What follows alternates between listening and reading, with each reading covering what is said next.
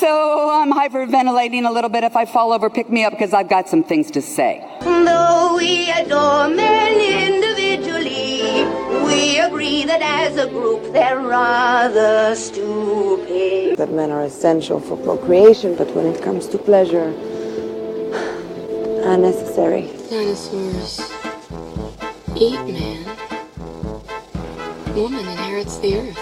Safety lights are for dudes. Safety lights are for dudes. Well, put some skates on. Be your own hero. Hey, Zania, Kristen. Lord. Please give it up for the dazzling vocal stylings of Miss Kimberly. Hello, everybody. It's episode 80 of Citizen Dame, the podcast that I'm fairly certain is just going to be a thirst trap this whole episode. I regret nothing. As always, I'm your host, Kristen Lopez, with Lauren Humphreys-Brooks. Hello. And Karen Peterson. Oh, yeah. Karen Karen doesn't feel good, but she is persevering. She is the Cameron to... I don't know if I'd say I'm Ferris, but she is the Cameron, just in general, right now. Hey, wait a minute. I need to watch that movie again. But before we get into that, Lauren, do you like supporting female creative content? I do like supporting female creative content. You said that far more confidently than I thought you would in my head when I pitched this idea of promoting Patreon at the top of the podcast. So I had like it in my head that you would be like, yes, but you gotta tell me you want to get beforehand. Exactly.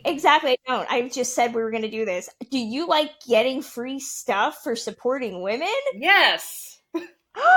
So much confidence. Well, we all know, but everybody else should know that you should support us on Patreon at patreon.com/citizendame. We have all sorts of stuff. We get the episodes out 2 days early when we record them. And we have a wealth of bonus stuff, including our upcoming Man from U.N.C.L.E. episode, and Karen and I do critiques in the car, and it's awesome. So, yeah. That was my skit. It came out a lot better in my head, but it's patreon.com/citizendame. And just to remind everybody, in case you didn't know, on Twitter, we are actually giving out a massive prize pack. And by prize pack, it means stuff that I've had in my house that I thought you guys would all want because I have no room. So we have a contest going on called #What's in the Bag. Karen, what do you think is in the bag? I don't know because I wasn't prepared ahead of time to come up with something really funny. There are no wrong answers. I mean, I know you've been fostering kittens. Is it a bag of kittens? It might be. Lauren, what do you think is in the bag? I think that someone on Twitter guessed Anne Hathaway, which I quite like. So, So yeah, all you have to do to enter is just retweet the post, which we will be retweeting throughout the next couple of months, and give us a guess. What do you think is in the bag? It is a nice, shiny, golden bag that I got from the Hustle screening, and that is all you know. I don't know what is in it. I do know what's in it because I filled it, but you are welcome to guess. Is it, as other people have mentioned, a lock of Armie Hammer's hair? I don't know. Is it Richard Madden? It might be. I mean, if it was, though, I would be giving it all to you. So, yeah, that's what you have to do, and we're giving away some awesome stuff to thank everybody for listening. That's open to both patrons and all you regular listeners out there. So, definitely get on it if you haven't already, as long as you live in the U.S. I hate to say that, but international shipping is murder, and we can't afford it yet. So, yeah, definitely check it out. Moving on to actual podcast stuff. Where do we want to start today? Karen, actually, I know you wanted to gush about this, and we want to start with some positivity, but Patty Jenkins, honorary Dame Patty Jenkins, showed us the first Wonder Woman 1984 poster. I am in love with this poster. It is now my home screen and my lock screen on my phone because it's so damn cool. The reason I wanted to talk about it is because a bunch of boys got all upset about it, and I thought that was so ridiculous and stupid, and that's what I really wanted to talk about, is boys being stupid again. But first, let's just talk about the glorious glorious Technicolor of that poster, and how it just, I don't think I've seen anything that felt so 80s in such a long time. I love that she dropped it in the midst of Pride, which Yes. just says so much about her. And it's beautiful. I mean, I think we all agreed it's a work of art. I believe Karen and I both have it as our cell phone backgrounds in some degree. Lauren, have you put the Wonder Woman 1984 poster on your cell phone? No, I have not, although I love the poster. I thought that it was fabulous. You do know that if you don't have it on your phone, that makes you not a woman. I'm thinking. Okay. I'm thinking it's a requirement. No, it's beautiful though. I think we all. I know I complain about movie posters just looking like they were obviously photoshopped in somebody's computer. It's obvious you can tell that the characters were not present that day as a group. But I totally believe that Gal Gadot is in some shiny golden armor in the midst of this awesome Technicolor neon background that looks like a Nicholas Winding Refn movie had a seizure. I love it. I love it so much. I love that she's just standing there, but she just looks so fierce and ready to take on the world, and it's such an empowering shot, I think. It looks great.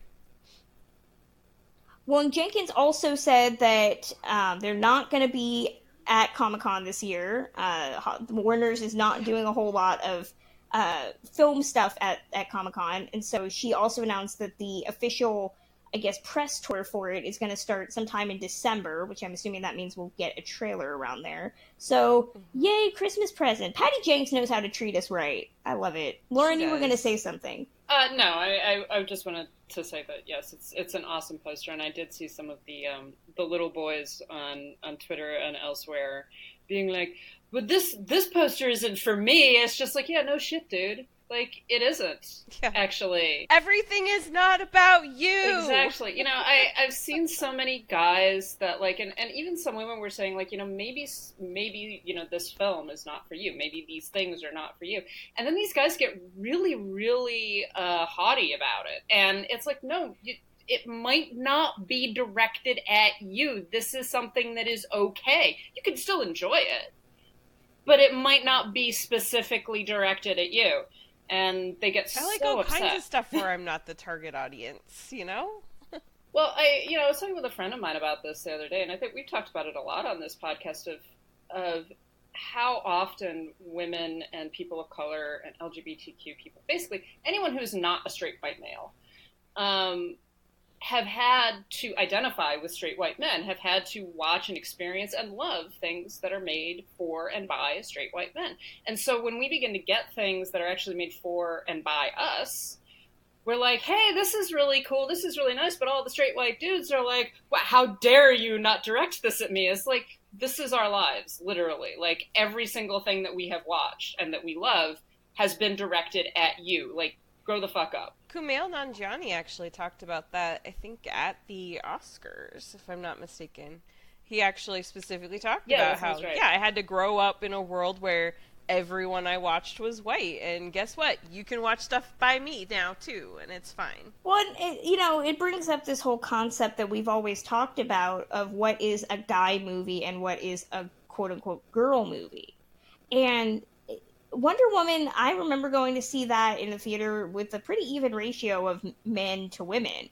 So it's one poster, it's a one sheet with Wonder Woman on it. You wouldn't be asking a poster of any other male-dominated movie not to have the lead on it, correct? I mean, that's like getting pissed that Indiana Jones's poster has Indiana Jones on it. Women aren't saying, well, it's obviously not for me.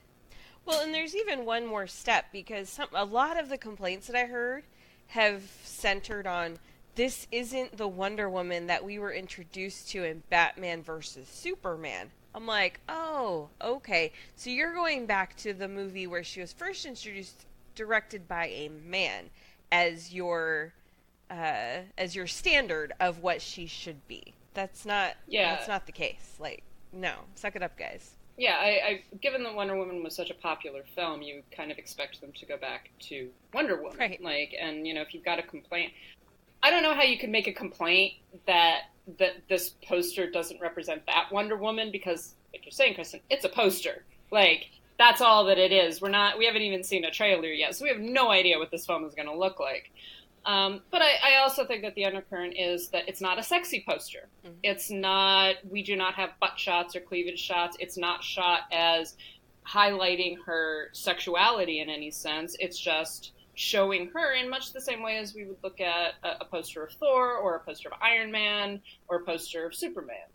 It's pretty much the same approach. The other side of it is that it is very brightly colored, and that tends to be something that certain types of male fans particularly react against, that this is viewed as girly at some level.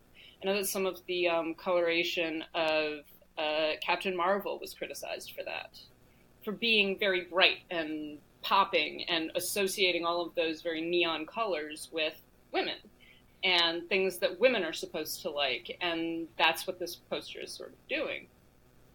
And so they're reacting to it as being like, no, I want it dark and gritty and sexual. And that's not what it's doing, and that's not what it's going to do. Like, I can't imagine that this film is going to be Batman v Superman. This film is going to be a sequel to Wonder Woman, which is a different thing. I thought we'd start off on positivity. We are starting off on positivity. It's a great poster, and Gal Gadot is awesome, and I can't wait for this movie. Yes, but I was just, I meant more in the lines that men ruin everything good. Yeah. Certain men. I mean, even as you're pointing out, you know, the screening that you were in when you went to see Wonder Woman was pretty much evenly divided. That's also true of, like, when I went to see Ghostbusters 2016. The audience, for the most part, was like half male, half female, and, you know, all different age ranges. And that says, same thing with Captain Marvel. And that says that at least the public, even though you've got these obnoxious boys online, at least the public is going to see these films in pretty equal measure, and that there are men who are relating to them, and there are men who are interested in them beyond just how hot the lead character is. Well, and like the younger generation that's coming up too, because they're growing up in a world where it's more and more common to see female leads, to see people of color leading films, and so they're not going to be this way. Like, eventually this gross toxicity will weed itself out. And I say that because, you know, I spend a lot of time with my nephew, who is going into high school this year. He's turning 14 this summer. And he loves the 2016 Ghostbusters. He's not really a fan of the 1984 Ghostbusters. He loves Wonder Woman. And so, I mean, it's like, and he is such a boy. Like, I mean, he's super into boy stuff, but he also really likes these movies. And so I really see that the tide is changing on the younger generation. And it does give me hope that this stuff is going to get better. Well, moving on to another bit of controversy. I say controversy with quotes because I didn't know it was something that we needed to debate necessarily, but BookSmart, there has been backlash around it. Predominantly, it started with, as we talked about, the fact that it did not make a lot of money its opening weekend, and people were saying that it was going to obviously have long-term repercussions for female filmmakers, and that slowly segued into BookSmart is bad because it doesn't represent every group. Now, there is valid criticism there.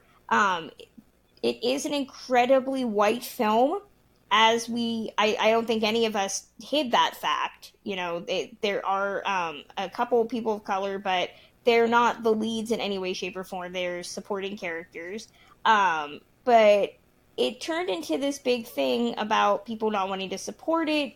Then it became, we have to compare it to other female filmmakers of color, which is, again, a valid critique because you have, obviously, studios deciding what they want to spend their money on, and a fair bit of that usually devolves into blatant sexism or racism. But it just became this big clusterfuck of you can't like BookSmart, which I just found to be silly. Like, I hate to throw it out there, but if we're going to get pissed about the lack of people of color representation, I guess there were a couple criticisms lobbed about the LGBT characters, predominantly the male characters, but there's no disabled people in that movie. You don't see me bitching about it. I mean, I could, but I'm not. And I say bitching about it in the sense that I think that it allowed certain groups, predominantly men, to kind of like glom on and give it shit unnecessarily. But it does bring up this question of what I want to say. Lauren wrote this because it sounds really good, and I'm gonna borrow it. But what we expect films and directors to do in terms of representation. I had a similar issue on Twitter where I was talking about Ma and how I appreciated that movie because it took the 70s psycho biddy thriller that is almost exclusively white women in the 60s and 70s and put it around a woman of color. Now, around the same time, Tate Taylor, who's the director of Ma, made some asinine comments about how he didn't see race in this movie because his best friend Octavia Spencer is in it, and therefore it's not about race. And that's something he can choose to ignore. I believe it's evident in the film because all casting is intentional, and so as an audience, we naturally look at stuff that way.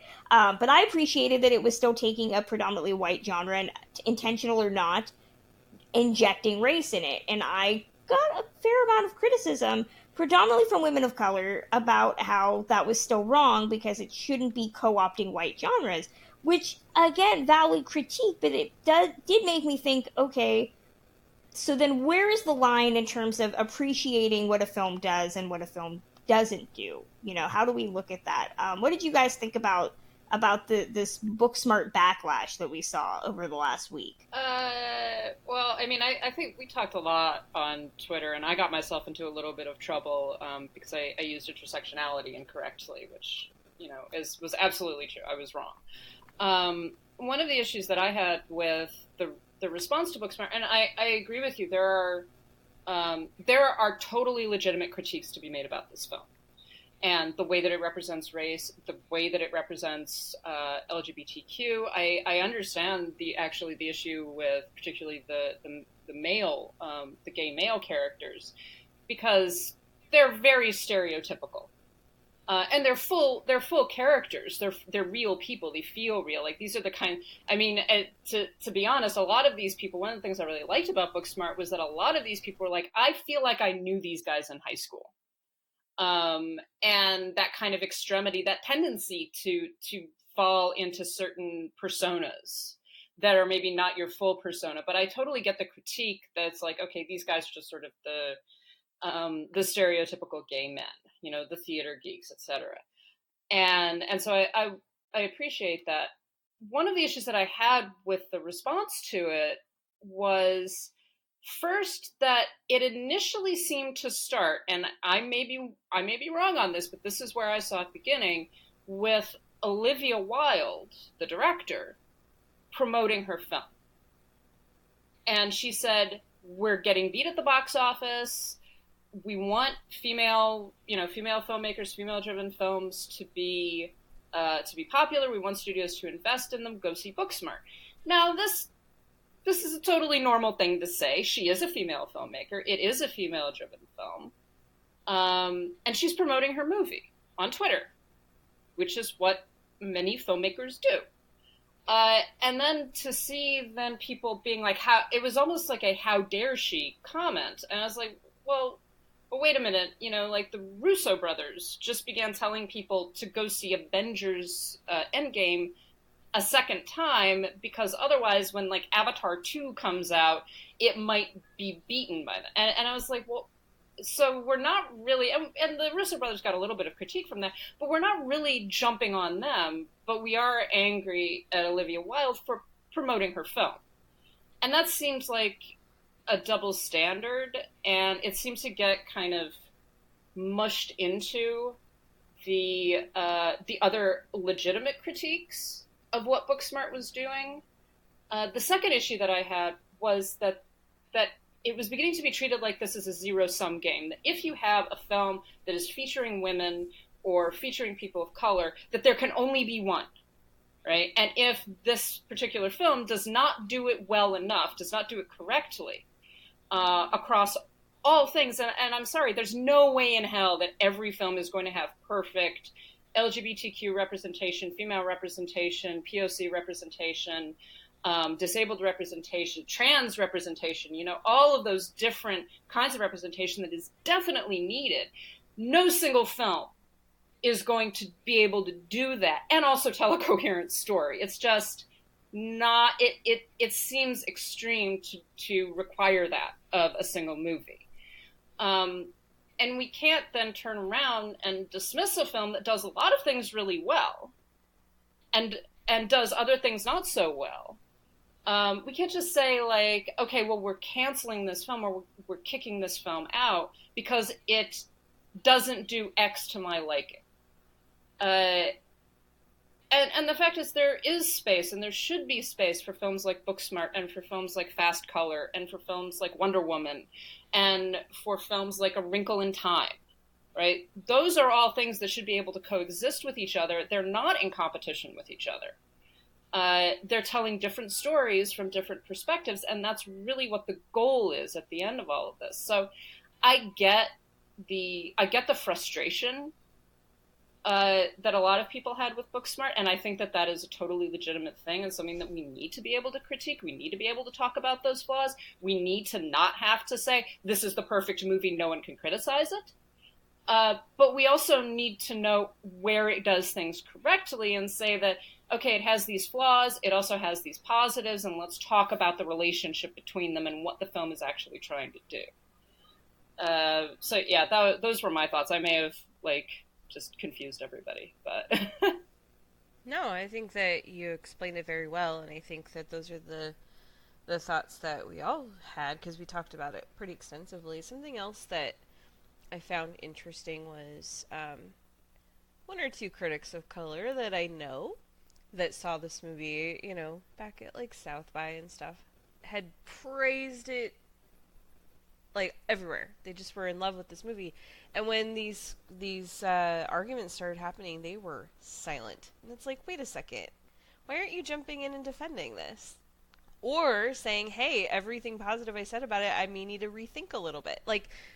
It's just weird. And I mean, sometimes I don't want to get involved in arguments either, and I'll just kind of sit back and watch it unfold. But it just, I don't know, it's a little weird to me that if you love something so much, you're just going to let other people just trash it and not say anything. I don't know. I'm thinking of one person in particular. I'm sure you know who I mean. But it's just such a weird thing. But yeah, I think the biggest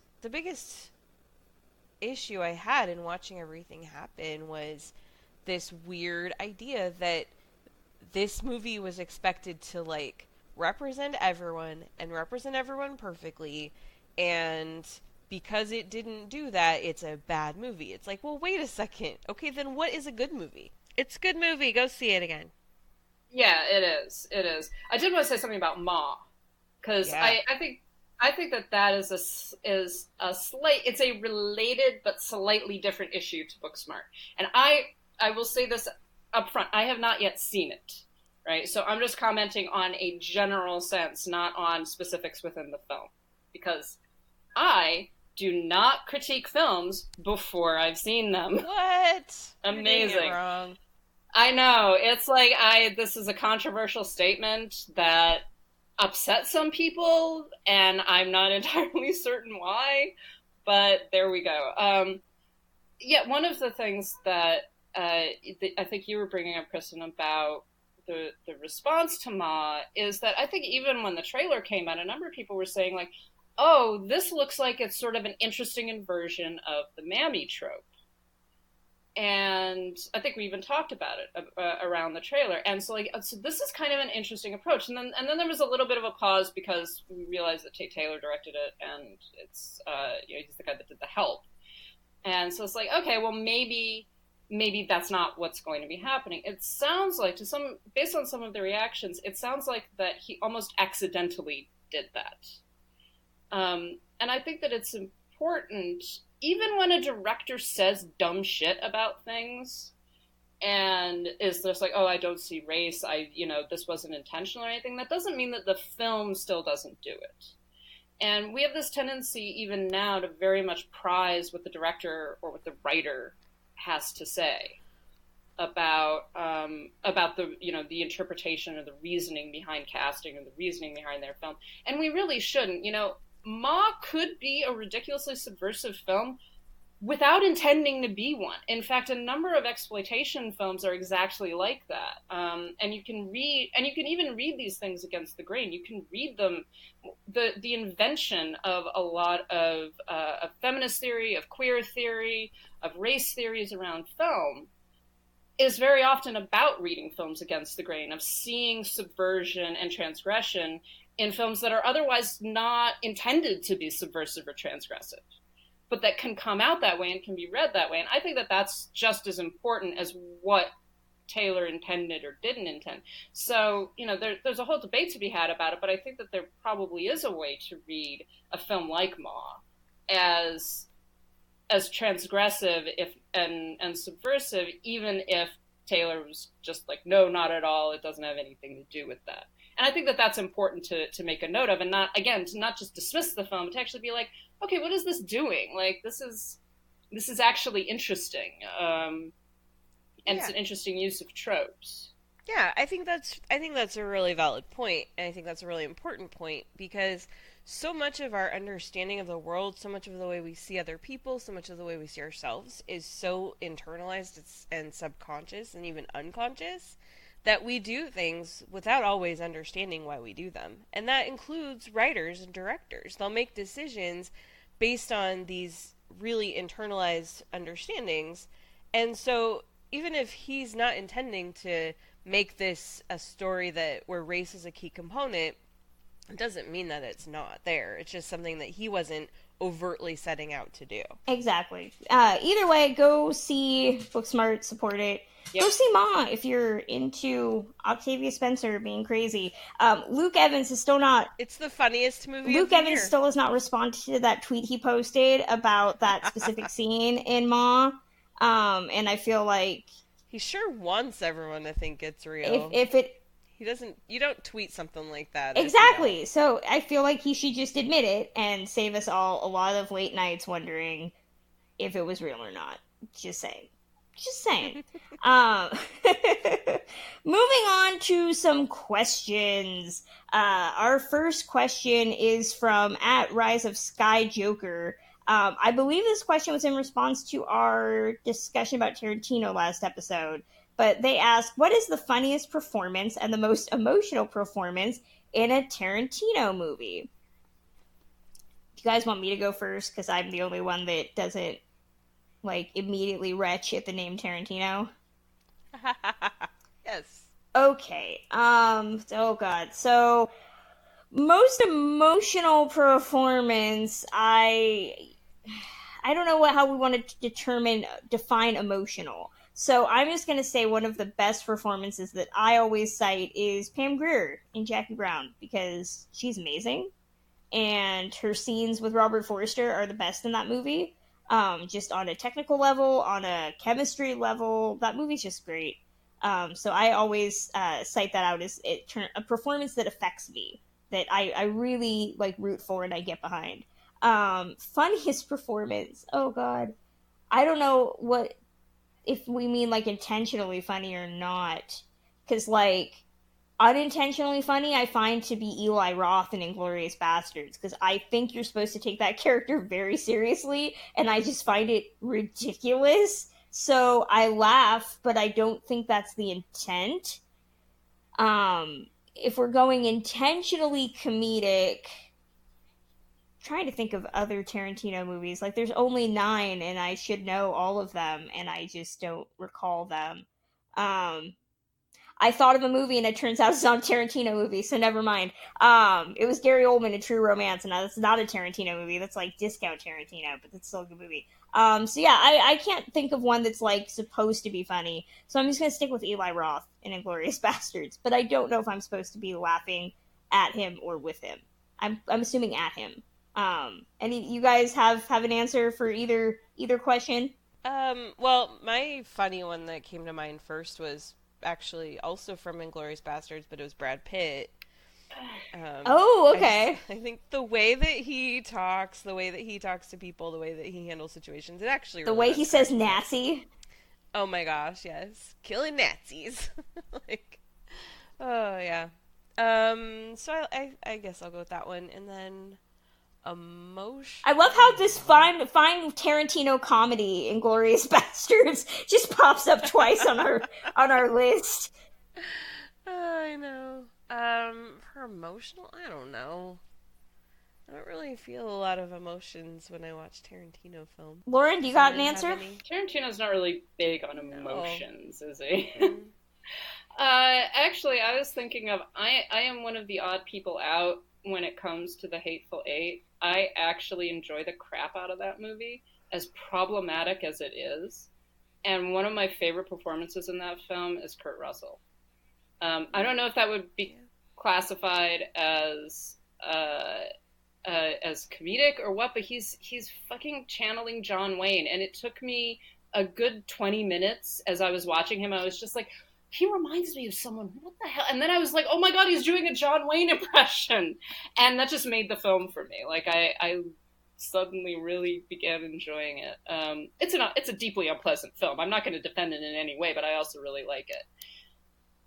I really like Brad Pitt in Inglourious Bastards. I mean, I think that the sort of tag team of John Travolta and Samuel L. Jackson are just fantastic in Pulp Fiction. Emotional, I'm having a really difficult time thinking of anyone that gives a really emotional performance in a Tarantino film. That's not what he does generally. I mean, I would say the scene in the beginning of Inglourious Bastards when the family is being killed and you've got Susanna downstairs like hiding. I think there's some emotion in that scene that's really good, and she's really good, but overall I don't think. Yeah, they're definitely emotional. Yeah. They're definitely emotional moments. Mm-hmm. And like there are also some scenes in Django Unchained that have kind of a similar resonance, but just in terms of a performance, I'm completely blanking on anyone that I would just be like, yes, she or he gave a fantastic other. Yeah, I mean Pam Grier, I think, but Pam, we just love Pam Grier in general. I think that she's always a fantastic actress, whatever she's doing. So, moving on to another question that we got. This one comes from Mason Puryear at Unstoppable Rant. With Chris Hemsworth and Tessa Thompson starring in Men in Black and talking about remaking The Bodyguard, are there any other things you'd like them to star in together? Can I just say, they talked about wanting to remake The Bodyguard, and I'm so for it, but, I mean, Tessa would be the Kevin Costner role, right? And then Hemsworth would be the Whitney, right? Like, we all agree. Okay. Yes. Okay, as long as we're all in agreement. I want him to be, like, a Britney Spears-esque, like, I don't know. I don't want to go boy band, but I want him to be, like, totally shallow pop star. He's like the Justin Timberlake. Yes. But I want, like, Justified era Justin Timberlake, not, like, whatever the fuck he's doing now with that last album, Justin Timberlake. So Man in the Woods. Make that happen. But any other things I want them to star together? I know William Bibiani said a Thin Man remake, which I support anybody hot who wants to be in a Thin Man remake. That's not Johnny Depp. Who actually had the rights for a long time. So I'm down with that. I'm trying to think of any other, like, remakeable things that I would be down for. Just, like, I would love to see them in a big, gaudy costume drama. I don't know what. Like, maybe remake, like, a Douglas Sirk movie or something. I would support that. I support anything they want to do together.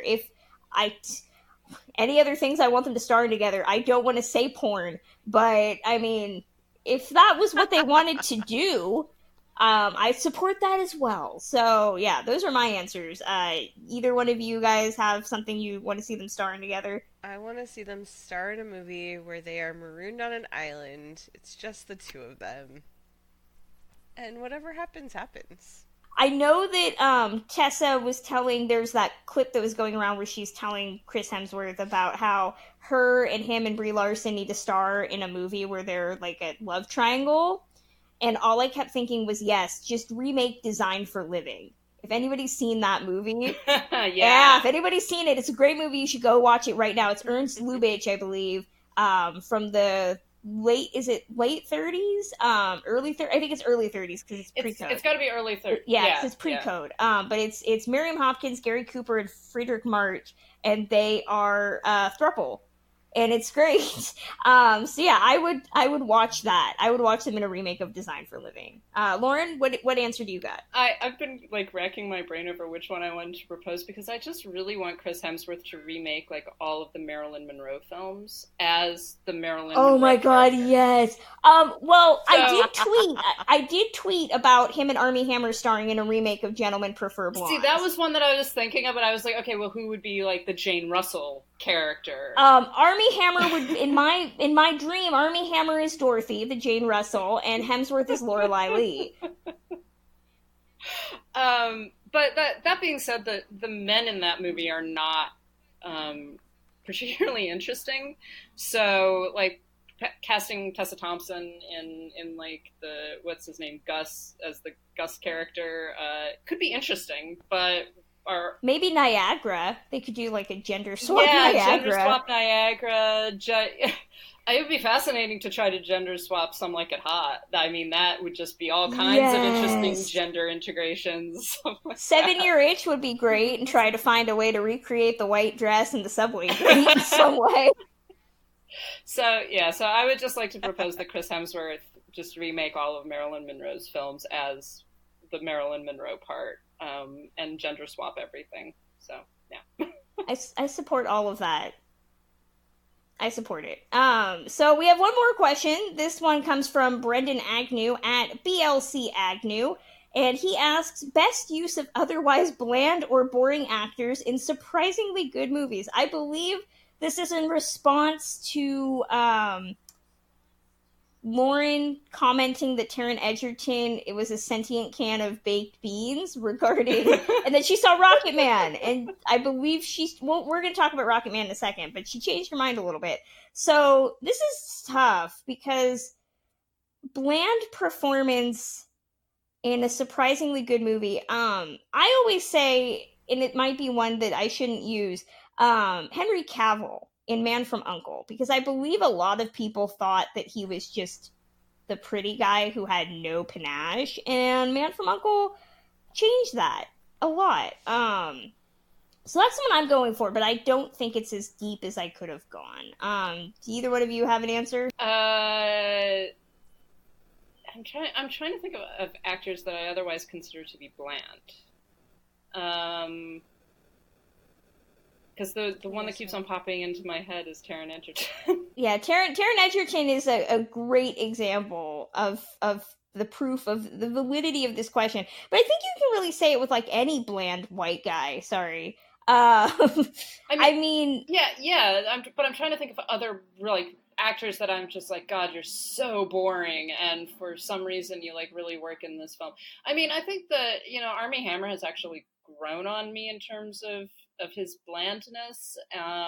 He initially appeared to be very bland. Oh, one that I really liked and very few people saw, but I believe it was Jay Courtney actually was in a movie called The Exception with and it's a very bizarre film, particularly to watch in our contemporary moment, but he gives a fantastic performance.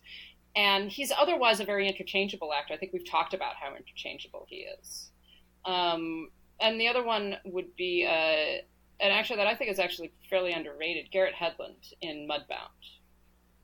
Again, a very good, like, he gives a fantastic performance, and it might be just that there's some actors that we consider to be bland, and part of that is because they keep on getting cast in relatively bland roles, but they're actually very good actors. And so people like that, I think, Garrett Hedlund and Jay Courtney. I do want to throw out, now that I think about it, we've already brought his name up once, but Luke Evans. I hate Luke Evans. He knows what he did. And what did he I do? Think that he exists. But I generally hate him, but I saw Professor Marston in the Wonder Woman when it came out, and I was like, okay, you can act. Like, you have a, ability to create emotion. Like, good for you, guy. Good for you. That's literally the only props you'll ever hear me give Luke Evans on the show. So we're gonna talk about some movie reviews, and don't think I forgot what's on the agenda. But I'm just gonna segue everything nicely. So I know, Lauren, you saw some movies this week. You want to throw out some mini reviews of what you saw? Yes, I got to go to the Berkshire International Film Festival, which is a very sweet little film festival up in Great Barrington, Massachusetts, where it's close to where one of my friends lives. And so we went up and hung out, and I got to watch Martin Scorsese talk about films and film preservation and the relationship between Raging Bull and the Red Shoes, which was just fantastic and fascinating, and really kind of reminded me of how great film can be, and how many influences can get incorporated into a director's work, even without necessarily noticing it, because he talked about, scenes in Raging Bull that were directly influenced by The Red Shoes, which is a, 1948 Technicolor Michael Powell film about ballet. And, you're talking about a 1980 film about a boxer that is very, very violent and everything. But it was interesting to hear him talk about the integration of different films within his own work, and also how that doesn't turn into pastiche, but is actually just influential. So he was fantastic. It was fascinating to listen to him. Then I also got to see The Farewell, which I reviewed on Citizen Dame, and I did love. It has some great elements to it, and Awkwafina gives a great performance. She really proves that she's not, comedy is difficult, but she doesn't just do comedy. She is a very good dramatic actress. And it was a really fascinating film. I also got to see a very small film called Premature, which I'm going to be writing a review of, I think, in the coming week. And this is a film about a young, an African-American teenager, and it's the summer before she goes off to college, and she falls in love with a young man. And it's about their relationship and her kind of coming to terms with who she is and who she wants to be. The third film that I saw was Ophelia, which I know that Kristen is going to have a review of before long. I will say that I appreciated what the film was trying to do. It is a retelling of Hamlet from the perspective of Ophelia, which and it's based, I think, on a novel originally, which is a really interesting idea, and I greatly applaud any director and any writer trying to approach Hamlet in that way, and really give voice to this female character who's very often sidelined or abused, etc. That being said, it really did not work for me. It came off to me more like, actually my friend Nanina said this, so I will give her credit. It came off more like a 14-year-old's fan fiction version of Hamlet than any sort of really, the really interesting psychological understanding of the characters or investigation into them. I know that I have a feeling that Kristen is going to disagree with me on this, but that was definitely our response to it, of like, good idea, not terribly well executed, and for some reason Clive Owen wears this ridiculous wig. He plays Claudius, and he wears this wig, and the entire time I was just like, why did you do that to Clive Owen? How dare you do that to Clive Owen? So it was a really fun experience. It was nice going to the Berkshire Film Festival. I actually encourage people to go to it. It's a much smaller film festival, but it is a beautiful area of Massachusetts, and they do get some really interesting films. And they had Martin Scorsese this year, which was just fascinating to watch. I liked Ophelia a lot. I know you did. That's so cool. I'm so glad you got to see The Farewell. Yeah. Yeah, I was glad to. That was actually one of the major films that I wanted to see.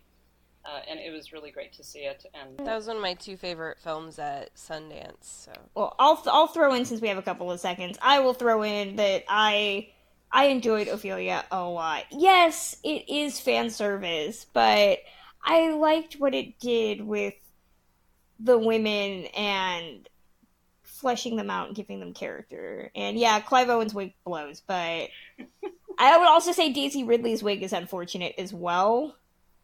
Yeah, I mean, I do, to give it some credit, it has some beautiful cinematography. Yes, and I love the score, which they actually took the dialogue from Hamlet and made it music, which I really, really appreciate. I mean, it gets into some soapy stuff, but I was down for it. Yeah, you were down for it. I actually have to say, I was like, Nanina actually said to me, she's just like, I knew when the film lost you. Like, I could feel it. and I was, admittedly, it was a packed house. Like, there were a lot of people there. And I was admittedly sitting there going, like, I am not going to start giggling. Because that is mean, and that is not cool, and I should not start doing that. But Nanina was like, well, as soon as I accepted what the film was doing, she enjoyed it more than I did, I think. I just left going like, well, that was stupid. So I admit that, I'm kind of a Shakespeare snob, and some of the things that the film did, I was just like, are you kidding me? Some of the eyeliner, I mean, come on.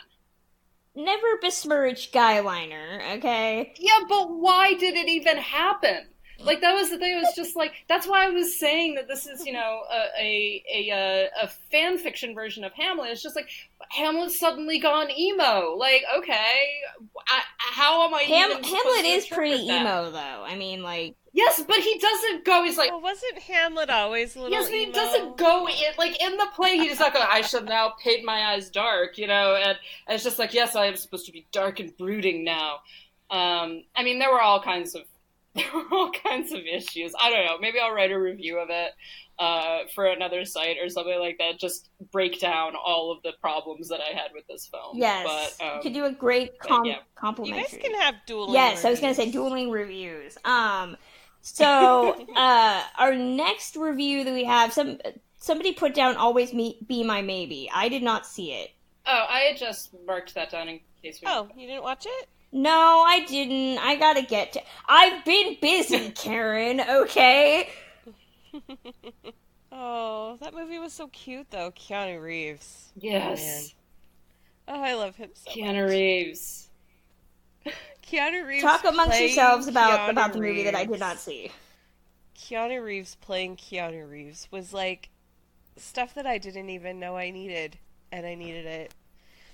But also, just the story itself was really cute. I mean, this movie isn't story-wise, it's not anything like super new or groundbreaking, but it's just another one of those really good rom-coms that makes you happy, and it's about Asian American people, and I just think it's so well done.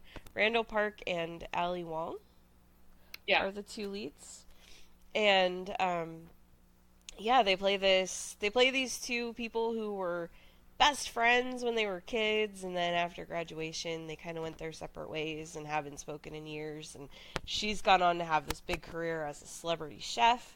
He's still living at his dad's house and works with his dad, and he just kind of, his mom died very suddenly when he was a kid, and or when he was in high school, and he just never really grew up after that. It just kind of stunted him, and but the two of them reconnect, and at first it's very like they remember exactly why they stopped talking to each other, but it's just so cute, and watching them like kind of find that friendship again and find that relationship again, it's just a really joyful movie. I really enjoyed it, and then Keanu Reeves is just perfection. Yeah, I loved it. One of the things I actually really liked about it was that, you've got these tropes, so the woman who leaves and becomes incredibly successful but is maybe not as happy in her personal life, and the guy who stays at home and just kind of smokes weed with his friends and that sort of thing.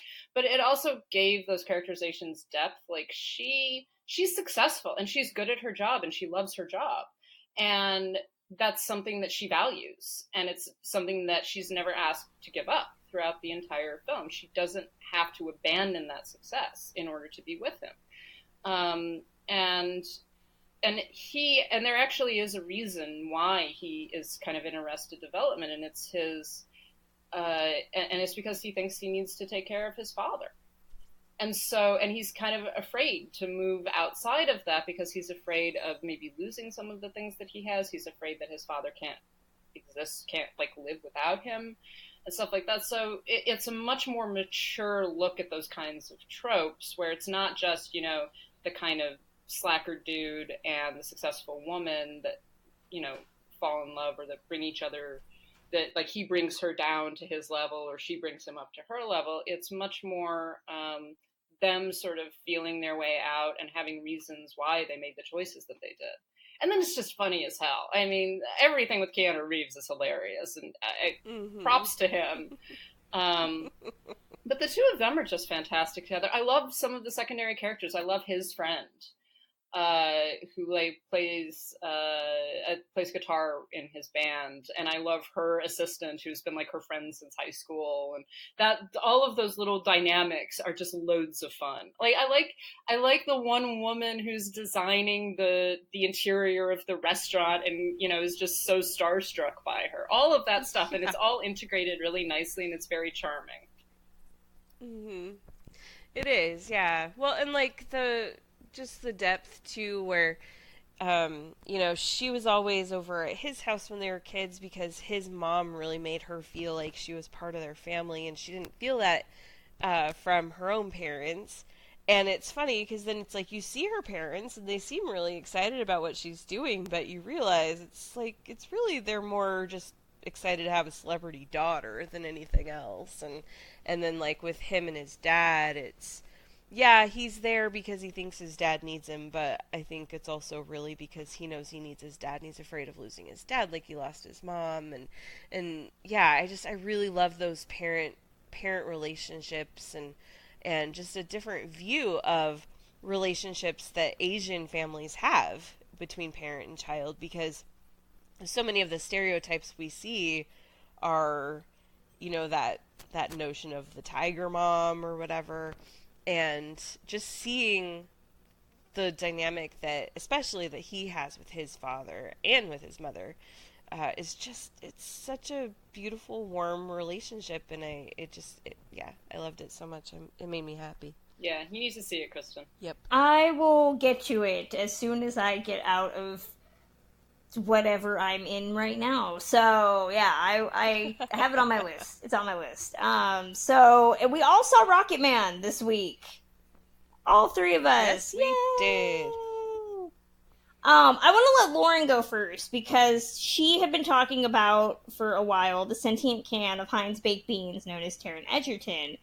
And what did you think of him after all was said and done, Lauren? Did he do Elton John justice? I still think he's kind of a sentient can of Heinz baked beans, but he's a sentient can of Heinz baked beans that can sing, and I was very impressed by that.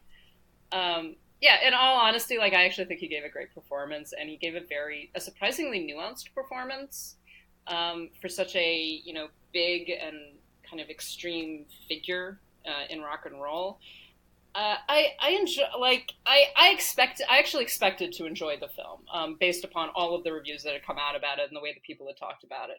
So in going into it, I was like, I think that this is going to be fun at the very least. And it was. It's loads of fun. I loved the integration of the music. I like the fact that it was less than Bohemian Rhapsody. It was much more like a musical and actually put John's songs to portions of his life and integrated those songs into his existence and into his experience, and I liked that kind of free-flowing nature of the film. We talked about some of this on the Slack. I liked the fact that it didn't shy away from some of the uglier stuff that he went through, and of the fact that I think you mentioned, Kristen, that he actually enjoyed a lot of it, that he liked the drugs that he did, that he liked the excessiveness of his lifestyle for a while. And then that was something that he had fun with. And that it wasn't just like, so often in these stories, it's very much like, descent into drug addiction, descent into sex addiction, etc. And this was much more like, no, this was a lot of fun, but now it's reached a point where it's not fun anymore. And that's what needs to change. And, his whole process of learning to accept himself and learning to like himself for the person that he is. So yeah, I do think that Taron Egerton gave a great performance. Richard Madden is great. I'm certain that we're going to talk about him a little bit more. Jamie Bell was fantastic. Like, the entire cast was really good. Just right across the board. All of the secondary characters. I liked the fact that there weren't tons of cameo, celebrities of the period making cameos, by which I mean they didn't cast someone as Mama Cass or Jimi Hendrix or anything else. Like, you kind of saw these figures off to the side that might have been them, but that wasn't what the movie was really about. The movie was about Elton John and about his internal experience and his life and how he came to be Elton John. And I really enjoyed it. I think that there were some hokey bits, but I kind of expected that. The editing was actually good editing. There was actual editing in this movie. Not just tons of editing, but actual editing that contributed to the movement of the plot and the characterizations. It was so exciting to see. So, I really liked it. I was so happy to see, you're right. You bring up the fact that I was just happy to see a movie where it wasn't a sanitized, obviously sanitized, look at Elton John's life. I know when this was announced, my mom was the first one to say, oh, so they're just not going to talk about any of the drugs and the sex that he had in the 70s. And they did a lot. There is a whole song in a gay cocaine orgy, and I was just like, what is this amazingness that is happening? I loved that it was as honest as it probably could have been. I mean, I'm sure Elton John held some things back, but it was pretty blunt, which I appreciated. I appreciated not seeing a movie where the other band members were like, we went home to our wives every night. We didn't do anything bad. Other people did, not us. There is some personal responsibility that is accepted in this movie. You are right that there are some characters that are hokey. I want to say I love her, but Bryce Dallas Howard is horribly miscast in this movie. She's so bad. But yeah, if somebody told me that Elton John biopic was going to be possibly in my top 10 of the year right now, I would have laughed in everybody's face, because I'd have been like, are you serious? It is just a phantasmagoria of awesomeness. I compared it a lot to the Jersey Boys movie, only this is way better, but there were elements of that in this film, and I appreciated it a lot. Karen, you said you were super excited about this all year, and you didn't want to be. Well, okay, no. I didn't want to admit it because it was getting so much crap from people that I was like, okay, I'm just going to not admit that I'm really excited about this movie. I'm a huge fan of Elton John. I've actually been thinking for a while that Taron Egerton has great performance in him. He just needed the right role. And when I saw the first teaser for this, I was just like, this could really be something. But everyone was just dumping on it so much that I was like, I'm just going to be quiet, But then about, I don't know, a couple weeks before it came out, I finally was just like, you know what? No, fuck it. I'm really excited for this movie, guys, and I'm going to admit it. And you, Kristen, were like, oh, Karen, no.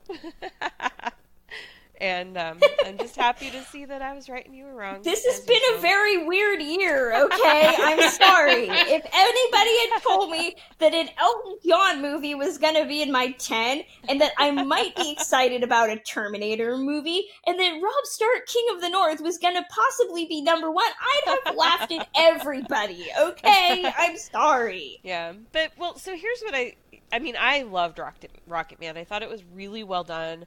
I agree with pretty much everything that you guys said, although I don't think that Bryce Dallas Howard was miscast, and here's why. Unlike other biopics, especially about musicians, I mean, the genre tends to be either a critical, show you all the terrible stuff these people did, or how terrible their lives turned out because they did all these bad things, or just like a big glowing, like, these guys are awesome, you know. Or in the case of Bohemian Rhapsody, where the surviving band members were so involved in crafting that story that it's such a fairy tale. And it's basically, to me, Bohemian Rhapsody is not a Queen biopic. It's a Freddie Mercury story told by people who want you to think certain things about him. And going into Rocketman, I was concerned because of the fact that I knew Elton John was an executive producer. I was concerned because I knew that he had, to some extent, the same level of creative control that the guys from Queen had over Bohemian Rhapsody. So, you know, you don't know what you're going to get in a movie like that. But what I saw in Rocketman was, I felt like I was watching a memoir.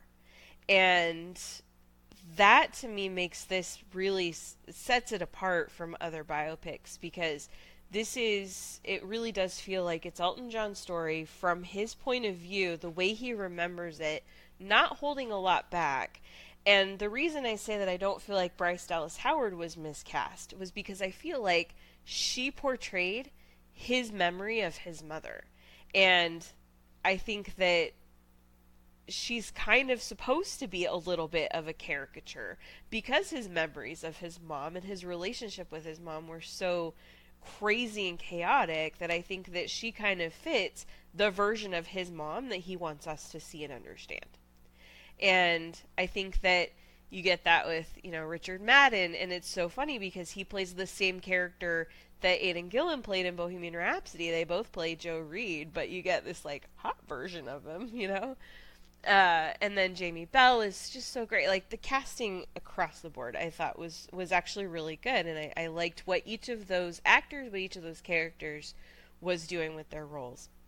I loved the integration of the music. I did think it was a little weird that they kind of forgot they were in a musical at some point, and there's like a whole section where they don't do anything. That was my mom. My mom would like to share. My mom would like to share that her biggest complaint was that there was not enough music towards the second half of the movie. Yeah, but I thought that was okay. And then as far as the drug use, like, some of the complaints I heard about the movie from people who saw it before I did, some of the criticisms I'd heard was, well, this never shows Elton John hit rock bottom. Of course, it's, you know, it starts off with him in rehab, and it goes back and forth, and it's like him telling the story while he's in rehab, but it never shows him hit rock bottom, never shows how bad things got because of drugs. And I'm like, but that wasn't his story. He never really hit rock bottom. He took care of things before it got to that point. And I was talking to Kristen about this, you know, the other day, but for Elton John and the way that it's presented in this movie, the drugs were really kind of his way of treating his bigger issue. The drugs weren't really his problem. His real issue was depression and insane loneliness, like really intense loneliness. And so he took care of that. He medicated himself by, you know, using cocaine and all this other stuff. And so once he got to the point where he was able to start loving himself and accepting himself, he didn't need the drugs anymore, and he was able to get clean. And that's why he's been able to be clean for 30 years. So, yeah, I thought it was really, really well done. I loved it. And I'm going to go see it again, maybe this afternoon. So, I do have to throw out that I love what this movie does with the gays. There is just so much, like, thirst gazing at people. I'm sorry, I misinterpreted the gays. You right said gays. Yeah, I tried to emphasize the Z. I'm sorry. I love it. I love it. Them, yeah, exactly. This is both incredibly gay, and there is a lot of male gays and female gays. Which I dug all of it. See? I kept it together. God. Y'all thought I was gonna have my weird rant, okay? But I didn't. I didn't even mention anybody at all. Very proud of myself right now. I have to say, I'm a little concerned that like, what set off your Richard Madden thing was that character. That's a little troubling to me. Okay, I let me explain something. I guess I have to give context. I have to give context now, okay? So, this has been festering, okay, since when the fuck did Game of Thrones start? Like, whatever, a long, long time ago. And I maintain I watched those, like, first, as Karen would say, first 3 seasons. And I was like, awesome. And then they killed him off, and I was like, spoiler in case you didn't know that. And I was like, fuck this show. I'm done. Yeah. So I had just kind of, like, went on living my life, and then Cinderella came out, and I was like, awesome, this is back. And then I just went on living my life, and I have no idea what happened. Maybe it was the fact that he just, like, smiled a lot, or he had his original accent, or he was in pants that were so goddamn tight, you can't help but be concerned about his circulation, okay? But the point is, or the fact that he played an asshole. I don't know, but the fireworks went off in my brain, and now I am a lost cause. And I don't care. That's where I'm at. Yeah.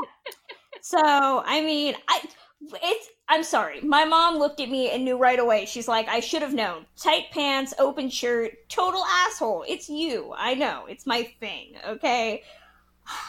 God, I mean, it's not like I have plans to go see it again. I liked Richard Madden already. The one that caught me by surprise was Jamie Bell, because, like, I've only seen him as just this, like, cute, whatever. But this movie, I was like, oh my gosh, I think I might love him a little bit. What happened? I like Jamie. I've always liked Jamie Bell. I think that he's very sweet, and he plays a sweet character in this. He does. I think that's part of it. Yeah, but he's also a little bit edgy, too, because, I mean, he's always with different girls and stuff, so it's like, he's a really sweet character, but it also doesn't pretend that he's just all Mr. Innocent either, so I like that. So yeah, go see Rocketman. You might, if you're in the LA area and you need a friend to go see Rocketman with you, I mean, I'm available. I just saying, I mean, I'm not obsessed. I can quit anytime I want. Nobody cares. It's not full Bernthal level yet. Yes, it is. Okay. I mean, we vowed that I would never go full Bernthal after 2018, but, you know, rules are meant to be broken. So, I think that's going to close out this episode of Citizen Dame. I did not remember to give anybody's Twitter handles last episode. I'm not going to do that again. Lauren, where can fans find you online? I am at LH Business. And Karen Peterson? I think that Karen cannot hear us anymore. Karen is at Karen M. Peterson. Okay. So you can also get in touch with the podcast at our official Twitter, which is at Citizen Dame Pod. We are on Instagram at Citizen Dame Pod, and we are on Facebook at facebook.com/Citizen Dame. If you're old school and you want to email us, you can do that at citizendamepod@gmail.com. We have our official website where we have movie reviews, our regular top fives, all sorts of stuff. That's citizendamepod.com. Once again, please remember to enter our contest, #What's in the Bag, win some good prizes. That's going to close August 29th. If you want to support us with your money, you can do that, as always, at patreon.com/citizendame. Once again, you get the episodes 48 hours early. We have pins.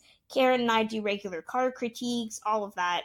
If you want some merch, that's available at zazzle.com/citizendame. And if you want to just kick us a couple of bucks, you can do that at ko-fi.com/citizendame. I don't know what we have on tap. I know Karen is going to see Men in Black International this week. Lauren, anything you're seeing this week? I'm going to try to see Late Night, and yes. I'm also going to try to see Ma. Have fun at Ma. I hope you enjoy it. I hope you enjoy it as much as I do. I was like, that is Serenity. I feel like you might, if you loved Serenity as much as I know you did. Yes. You'll probably like this. I will be in the midst of working through Richard Madden's filmography. So if you have things that you think I should see before everything else, drop me a tweet. I've been getting a lot of really good recommendations. So yeah, that's going to close out Citizen Dame episode 80. We will be back next week. What's this? Number 11 in Italy. The song doesn't work, that's the problem. The record's coked out MOR. The problem is you have never understood me and what I have to go through. And you know what? I should have sacked you when you left me. I am glad I left you. It means I can maintain some objectivity in your self-indulgent, myopic little world. Get in the studio, make some music, or don't.